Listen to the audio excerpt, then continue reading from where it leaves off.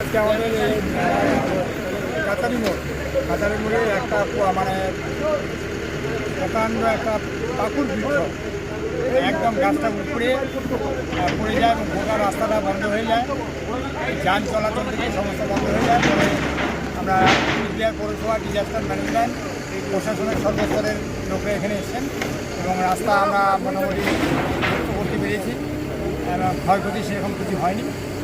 আর আমাদের মধ্যে এখানে আছেন দক্ষিণ দিনাজপুরের বিজিতের ভূমি, তিনিও খবর দিয়ে এখানে ছুটে আসেন এবং পুলিশ নাম্বারের কাউন্সিলর রূপু মজুমদার তিনিও এসেছেন।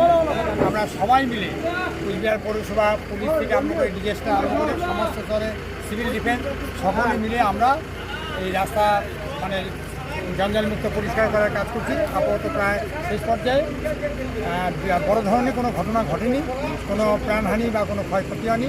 এটাই মানে মদনমোহনের কাছে আমাদের মানে একটা যে বেঁচে গেছে একদম।